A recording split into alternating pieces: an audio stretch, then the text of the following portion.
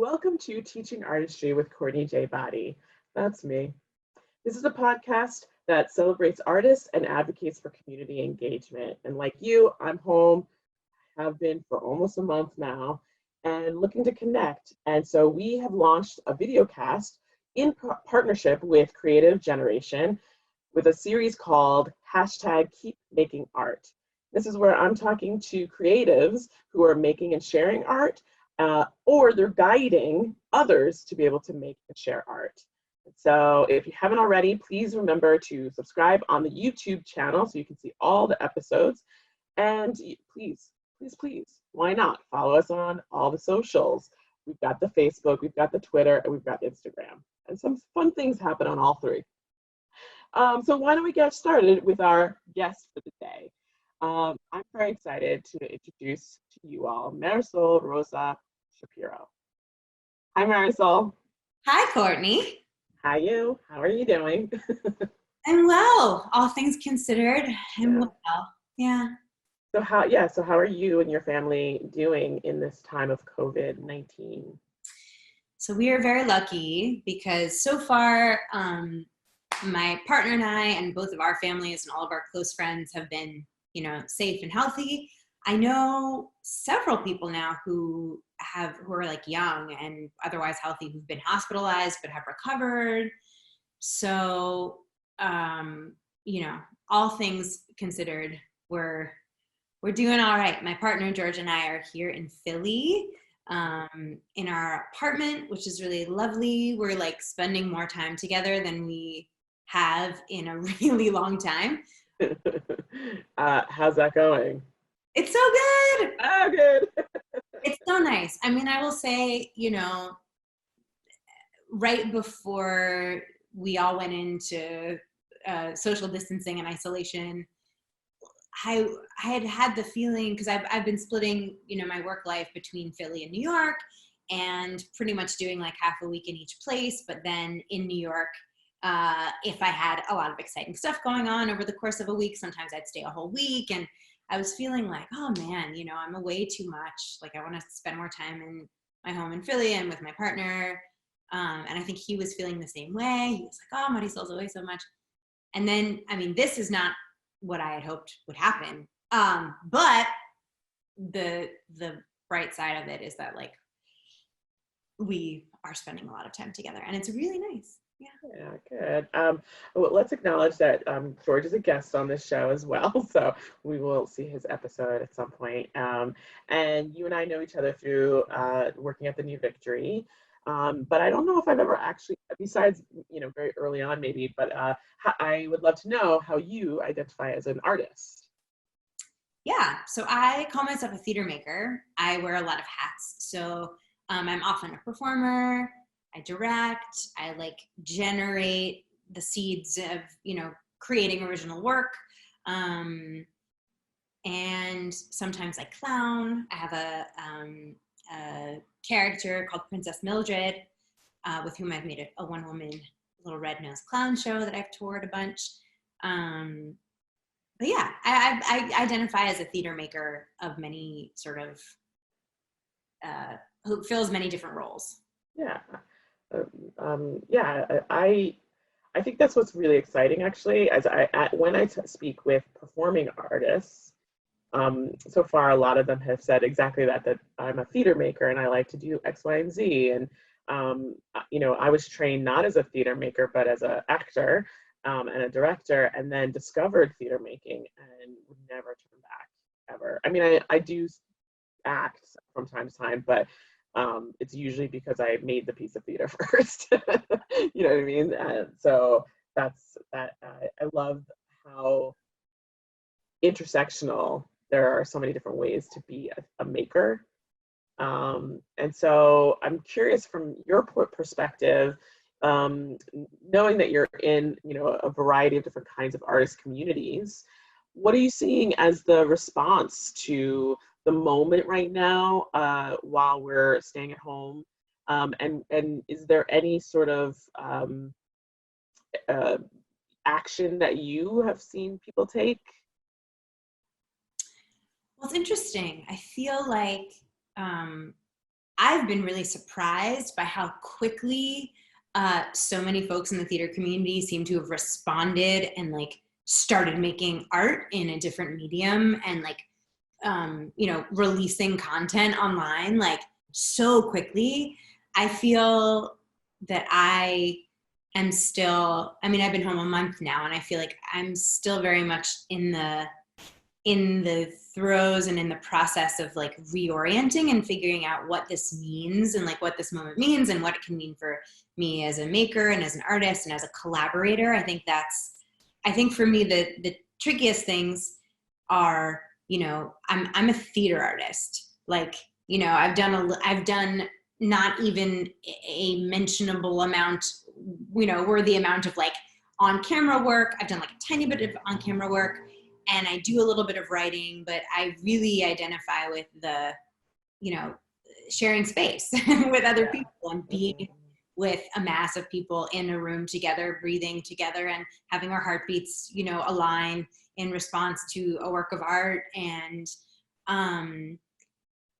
so, I wouldn't say I'm at a loss, but I'm definitely in a process of like, okay, what can this mean? What does this mean? But to answer your question in terms of what I've seen other artists doing, I think especially for theater makers who identify as playwrights or writers, I've just seen a ton of work being created and released, like all of these, like COVID, playwriting challenges and like 1 minute playwriting and, new ways of collaborating via Zoom on writing, but a lot of it's like writing based, which is interesting.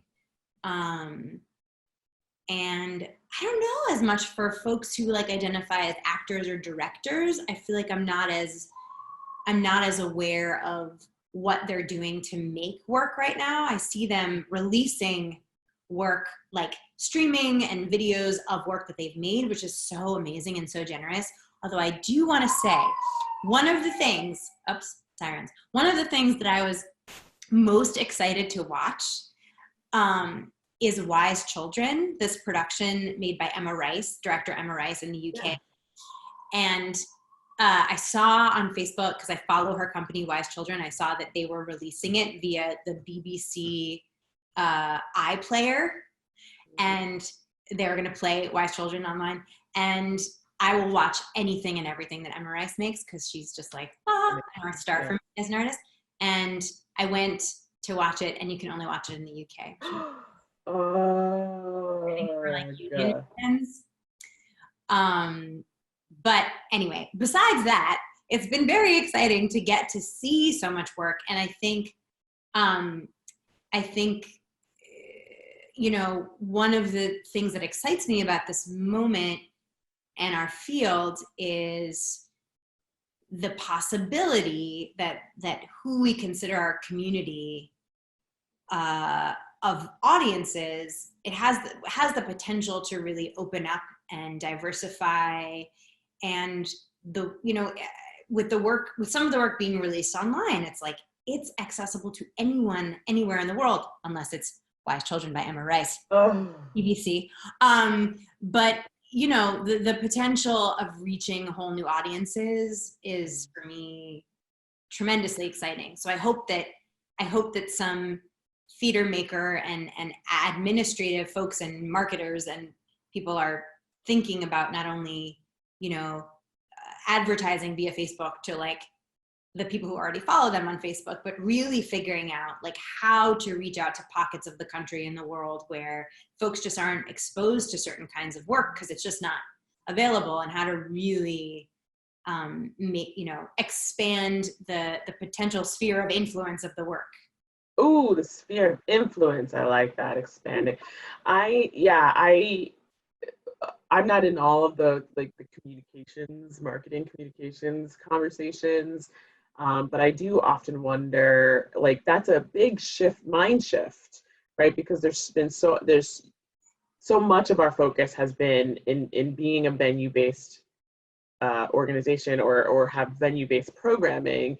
To be able to sort of say, oh, let's open it up. You don't want to alienate the people that you've cultivated either, right? So there's a bit of a thing that I wonder is maybe challenging for that group of people who have, really created very specific marketing plans and now have to pivot so much in certain ways. But I agree. I think that I love that you said generous, because it is generous to share that work, and it is then expanding, understanding what work is out there. That's part of the point of this program, actually, is to help people know, like, what's up, what are people doing. So there was something else that you said that I'm going to forget. So let's move on because I can't remember where I was going to go with my next question. But I am curious about, like, as a maker, what is it that you have been able to make as you've been sort of, I imagine when you said I'm trying to still figure out processing, like you're you're chrysalising. So as you are thinking about emerging from your cocoon, yeah, what you doing? So I can speak to a couple things, and then I'll share one specific thing with you. So I have a relatively long-standing crafting practice of making personalized cards for friends and loved ones and family members that I like make by hand, and they're very collage based. I don't really draw or paint, but I collage. So I've been making cards. I think I've sent like 15 or 16 so far since I've been at home. And you have one, which maybe you just went to find. So actually, the one that I'll show you right now that I have in my house that I'm in the process of making it uses some similar materials to what I used to make yours. Ooh. Look kind of familiar. It's a little bit simpler though. Okay. So I made this card. It actually has some of the same paper on it as the one that I made for you. I made this card for my partner George's mom. Oh. I think, isn't this the paper that I used for your card? Yes. Yes. Yeah. So, like these little bits are pieces of this same paper that I like cut up and put over here. And then this is a collaged bit from the same paper that I used for the background. And then I use these letters. So this is a relatively simple card. Some of the ones that I've made for other people and other friends are like wild and full of colors, and they have Scrabble letters affixed to them, and they have holograms and all kinds of stuff. But this is, as I said, this is for George's mom, and she's a very like elegant, beautiful, very pretty. So I just wanted to keep it like simple and pretty. So I've been doing that. Mm-hmm. Wait, can I show mine before you move forward? Okay, so little thing is that there's like a group chat with a lot of the teaching artists, and people who want a card say, Marisol, I want a card. And so I said I wanted a card, and this is the card that she made for me. And it says CJB because that's me. That's me. And what can you tell me about the egret or the crane? The crane. That's why. Why? I love the little drawing too. So that bird is, I bought a series of these little sort of like vintage photographs at Chelsea Market. There's a stall at Chelsea Market, and I don't know, they're just beautiful. And part of the artistic process of making these cards is just I have all these materials, and I'm like, okay, I'm going to make Courtney a card, and I start to look through the materials I have, and I just see like what strikes me, and I can't, as in any artistic process, I can't always speak to like exactly why, but there's something that feels true for me about that card for you. I don't know, it resonated somehow. And it also went with like the other colors and shapes and the thing. And then there's a little boat that says ciao, because it's like, yeah, I love it. I love this because I love the colors. I actually like burst into tears just when I saw the envelope. And then, the message, like the cover, and then the message inside brought me more and more tears. But, a little thing I'll tell you is that also at the top you can see, smiley faces. Okay, so at the top and the bottom have a mailbox and letters, and the little envelopes have little smiley faces on them. So cute. Oh, I'm putting it the wrong way. Anyway, but let me just tell you a quick story about the mailbox. So when I first moved to New York, when I first moved to Brooklyn, one of my best friends growing up, who I go on those walks with, lived around the corner, and that was part of the reason why I moved into that area, was to have a friend. And we would go to work together, and we would always say, "Let's meet at the mailbox," which was a mailbox. But that's how silly we are. And so to this day, we still call the mailbox, any mailbox, a mailbox. And now when we meet each other at the to go on a walk on the track, there's a mailbox that we meet by. Anyway, See, that's my life. cosmically, I get these messages Yes. about things that are relevant to people. So, so I've been doing that. I'm so glad you got those. And I've been, and so getting into the sort of theater making hat, I identify as a theater maker, and I identify as a writer in a sense, but I sort of write on my feet. And I'm also like an expository writer. I identify as a writer in that way, but I don't really necessarily identify as like a creative writer or a playwright. I'm like a writer, but a different kind of writer. So, I'm a writer of events. Anyway, so all of these amazing playwrights have been offering these free, like Zoom-based sort of like master classes on writing. So one of the things that I did that was super exciting and inspiring for me as a theater maker specifically was I did a 3-hour-long Zoom-based playwriting masterclass with young Jean Lee. It's actually still available online, if you want to watch it ex post facto, but it was,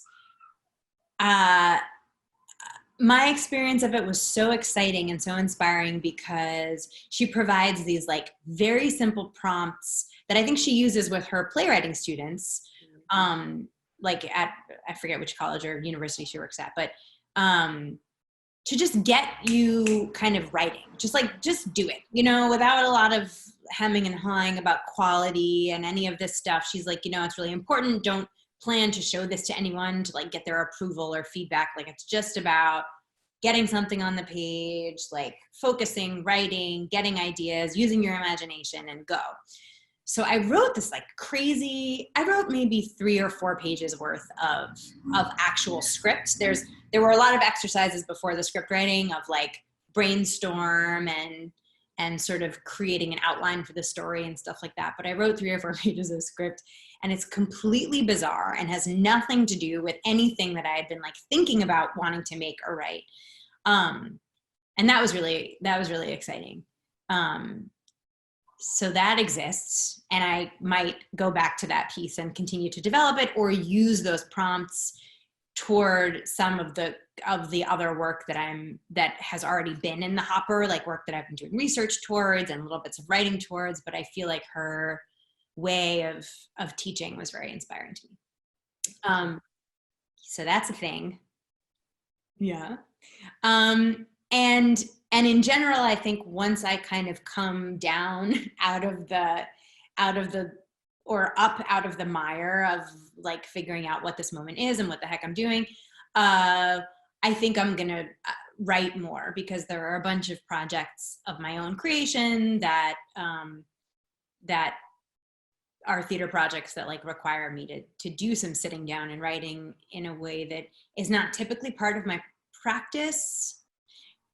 In a huge, it's not like the central part of my practice, I would say, but it's becoming, now that we're all at home alone, like sitting at our computers, it's like, okay, well now if you're going to work on writing, like writing as a playwright, like now's the time to do it. So that's the next like big project. And then the last thing I'll share is I have been dinking around on my ukulele. I am a introductory level uke player. I bought this little uke Just over a year ago, actually. Cute. Yeah, it's really intricate carving. Oh. it's really pretty. And I bought this ukulele just over a year ago because I was going to Tijuana with Clowns Without Borders to, perform and teach them classes or workshops, I guess we called them, for young people and families who were at the time and probably still are stranded in Tijuana, awaiting their opportunity to file for asylum or submit themselves to apply for asylum in the United States. And I felt that our team of clowns needed some music. So I got myself a little ukulele. And that entire trip, I got it right before the trip. So that entire trip, everything that I did musically on the trip was just a C chord or like parts of a C chord. So this is basically what I did the whole trip. I was like,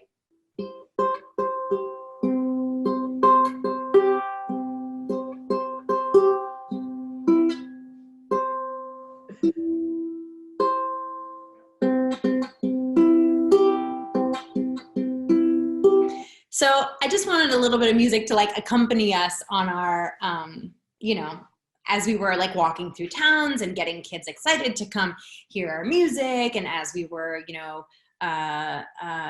our little like promenade through these sort of makeshift camps that were set up for the migrants and refugees, asylum seekers, we'd walk around where all the tents were, and just to get people's attention so they'd know that there was going to be a clown show, we'd walk around and I would, just play C. And then since then, especially during this quarantine time, I've just taught myself some like really simple songs. But I find that, one of the things I love about being a performer and being a teacher too, and a teaching artist, is the opportunity to like resonate my voice and my body and just fill the space of my own body and fill the space between myself and another person with my voice, usually just my speaking voice. So one thing that I've been missing, even though I have a partner here and we talk, is like putting my resonators to work in some way. And I've found singing and like accompanying myself on little songs on the ukulele to be really like therapeutic. I love that. Yeah. Are you gonna sing something for us? Yeah, can I sing you a little something? Yeah. Okay, so I'm gonna sing you Sabbath Prayer from Fiddler on the Roof, and which is not something I ever thought of like hearing or playing on a ukulele. I love this song because I've found in the context of this crisis, this health crisis, I've found like a desire to be prayerful in some way. And I don't identify as someone who like has a practice of prayer or like specifically identifies with a particular faith practice or God or any of that. But for some reason, this piece of music, which resonates with me really deeply, like came to me as a way to sort of be prayerful. And interestingly, over the last few weeks, I kind of started with this, and then there was Passover, and then I've been watching the Netflix series Unorthodox, and my mom's family is from Puerto Rico, my dad's family's Jewish. My mom, it's actually interesting, my mom grew up in Williamsburg, Brooklyn, and she was, a Puerto Rican among a bunch of like a lot of Orthodox Jews and Hasidim and some other assorted Catholics, like some, Italians and Irish. But she was really sort of immersed in some respects in that Jewish community because she was sometimes a Shabbos goy. So the Orthodox Jews and the Hasidim would like ask her to come do stuff for them on the Sabbath that they weren't allowed to do, like turn on their stove or like turn on a light or turn off a light and stuff like that. And I was raised very very secularly, right? So I was baptized Roman Catholic, but didn't go through any of the other rites. Like I wasn't confirmed or any of that.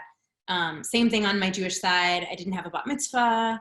And so on both sides, I was raised very secularly, but I was aware of some of the rites and traditions and the music. And for some reason, the Jewish faith practices and music really, like, I don't know, it always just brings me to tears because I think they're so beautiful. So I'm going to play you Sabbath prayer, if that's all right.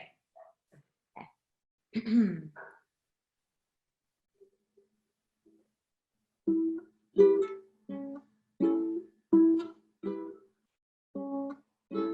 May the Lord protect and defend you. May He always shield you from shame. May you come to be in Yisrael a shining name. May you be like Ruth and like Esther. May you be deserving of praise. Strengthen them, O Lord, and keep them from the stranger's ways.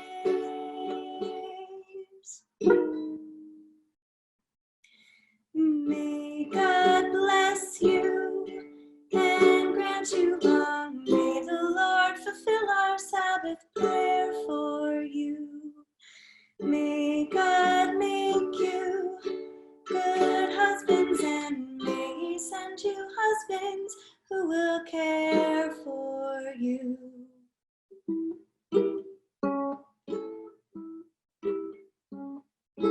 May the Lord protect and defend you. May the Lord preserve you from pain.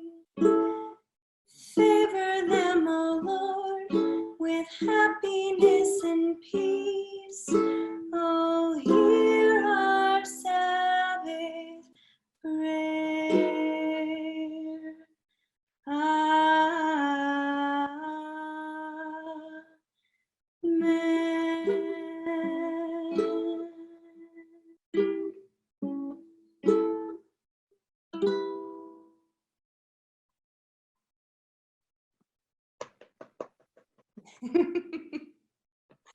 That was beautiful. Well, thanks. That Fiddler on the Roof. The first time I think I saw it was the movie. My dad loved it, and so anytime it was on the cable, or I think we probably had like a VH1 tape of it, we watched it a lot. And I remember, like, so I was seeing that. But that was really lovely. Thanks. It's a gorgeous moment in both the film and the show because it's the moment when you see like all the different households and Anatevka doing their Sabbath ritual and like davening and singing and lighting their candles and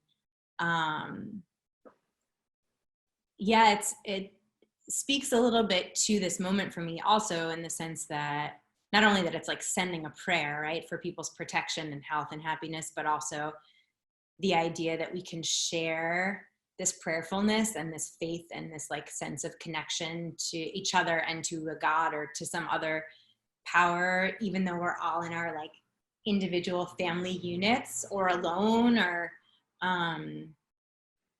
it's beautiful. I don't know. I was telling you earlier that I was in a production of Fiddler on the Roof in 6th grade, and it's so close to my heart. Is I had this magical, incredible music teacher, Barbara Ames, who is famed now because she was also the music teacher of a certain Lin-Manuel Miranda, because Lin-Manuel and I went to the same elementary school and high school. And so she was Lin's teacher and then my teacher, and she was like this amazing sorceress who managed to make sure that every single child of the like whatever, I think we were 42 kids in the 6th grade when I was in 6th grade. Every single child is in the show. Every child has like a standout moment of some kind. Oh. So she made a show in which, you know, I think it was about 6 hours long probably, but it was not only like the fiddler that we all know, but then she pulled in like songs from Yentl, songs that were cut from the original Broadway production of Fiddler, that she brought back in so that every kid had like their little shining moment. And so it's really close to my heart. So I saw the Yiddish version that was off Broadway recently, and I went through the whole thing. And then there's a documentary film called Miracle of Miracles about the making of Fiddler on the Roof, and like the unlikely, you know, sort of blockbuster success of this little show about like Jews in a shtetl, you know, in like Russia, and it's like, who wants to see that? And then it's like this huge, amazing, you know, sensation that launched all these careers. Austin Pendleton played Muddle to Taylor. I had no idea. And it's just a storied and really beautiful piece of art. Yeah. Well, it's kind of like King Lear, but in a different way, isn't it?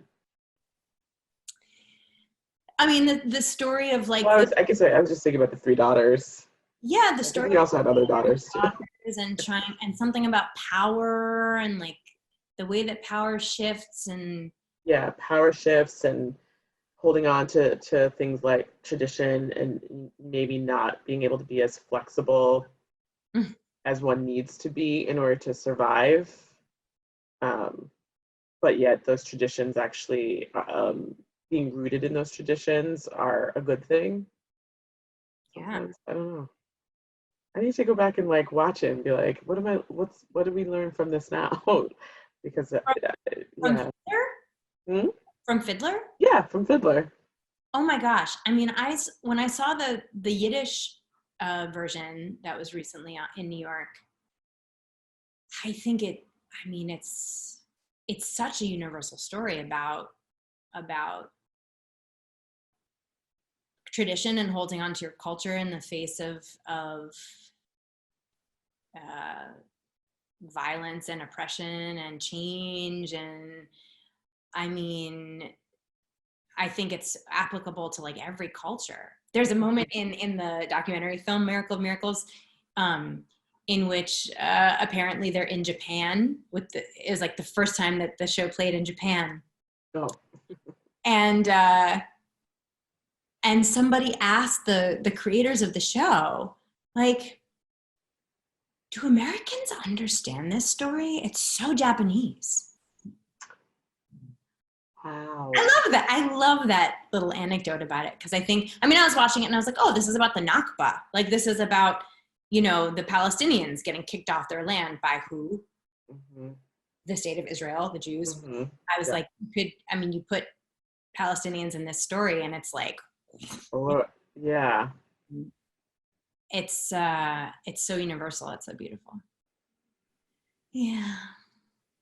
I love it. Thank you so much for sharing. Now you've got me. My brain is working. I was just thinking about going back to something that you said around the song and making a prayer, and you know, something about being, you know, with your family unit, but still thinking about the community as a whole and praying for others and caring for others in this very beautiful ritualistic way, and how we are in that moment now, right? That we are trying to care for others, but also care for ourselves.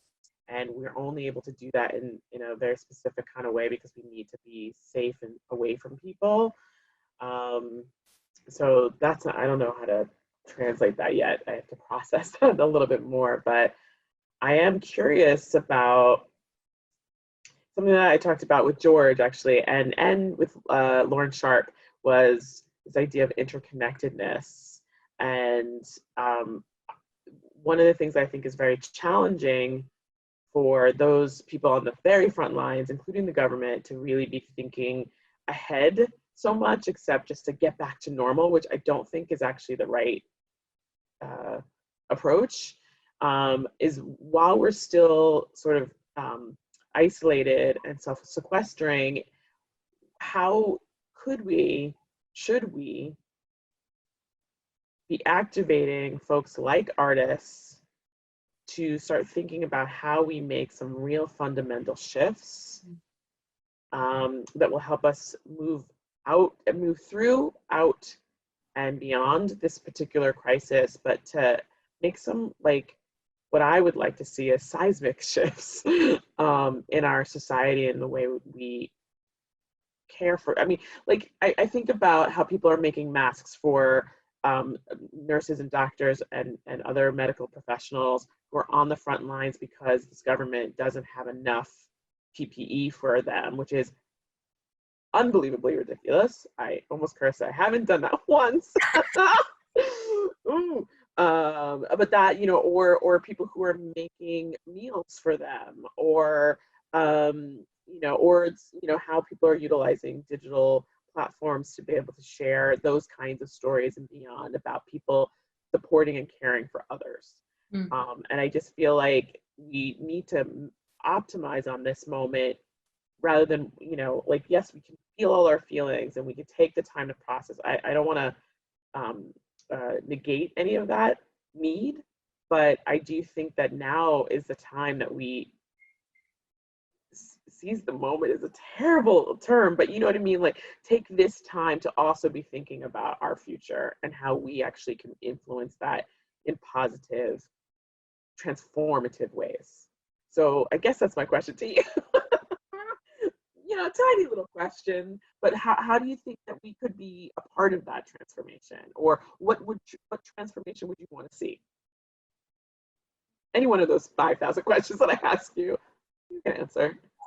I mean, I want to first speak to like a couple of fears that I have about what will happen as we transform out of this moment. So one fear that I have is that, I think it's essential and beautiful and so important and powerful that local communities are doing so much for each other in this time. Like, it's reminding us of how interdependent we are locally and how much we can do for a neighbor just really simply by being like, hey, I'm going to the supermarket, can I pick you up something? Because that's one less person that has to go to the supermarket, right? And that's really beautiful and really important. And I have a fear that then, certain factions of our political spectrum will use that to say, like, we don't need a federal government. Look how you can do it for yourselves. And I think that's wrong. I think both things should be able to happen, right? Like, the federal government should be mobilizing all of our industry to make PPE and make respirators and ventilators and make, use science to find treatment and immunization and all of that. So I hope that we, hold on to and remember the beautiful parts of this, like, local mutual aid and interdependence that are beautiful, that make us kind of like more human and more part of community. And I just hope, so I hope that, and then I hope that that's not taken advantage of by some evildoers. And now I forget what the other thing was that I was going to say. But the other fear I have is that, we'll come out of this moment, however slowly and gradually, and people will be so relieved to be back to some kind of normal, right? That we'll forget about how we ended up in this situation in the first place. And so, to speak to your question about what can artists do, I think one of the responsibilities that we have as artists, one of the many responsibilities, including like entertaining and uplifting and providing joy and pleasure and connection and all these things, I think one of the other responsibilities we have as like storytellers is to also somehow find ways of continuing to tell the story of what's happening now as the world transforms, as we get back to some kind of normalcy, to be like, wait, but also, yes, and also remember like how we got into this situation and all of the feelings we had at the time about the wrongs that were happening, the ways in which this crisis shed a light on inequity and I mean, a lot of the evils of capitalism and a lot of the evils of like some conservative politics. And so I think that one of the things that artists can uniquely do is like encapsulate and memorialize and continue telling the stories of this state of affairs in a way that is like poetic and you know, translated into something hard-hitting, beautiful, funny, but really deep and also mournful and profoundly rooting us in the reality of this moment and how desperately the majority of people want to see something different and how desperately we need it because of, you know, the particular ways in which this crisis is taking a toll on particular parts of our communities and our world, right? And so, you know, I hope we don't come out of this and people who haven't been directly affected are like, oh my gosh, great, I just want to like go play volleyball in the park and go to my cafe again. It's also like, wait, who has been putting their lives on the line through this crisis and who has lost their life in this crisis? Even if it's not you, we all have a responsibility to like respond to that. Mm. So yeah, there's something about, there's something like Anne Bogart talks in one of her books about artists being the like people who find the water, like the people who are able to find, right, like the wells, and it's about reconnecting with story, reconnecting with culture, reconnecting with tradition, reconnecting with a history.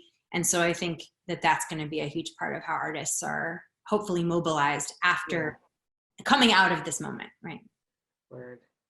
We could talk forever about this. I could talk to you forever, honestly. And we will, but just not on this show. Oh. So thank you so much for your beautiful song, your beautiful words, your insight. And I want to say thank you to everybody for watching. Please, if you haven't already, subscribe to the podcast on SoundCloud or Apple Podcasts or wherever you get your podcasts. And just remember, keep making art.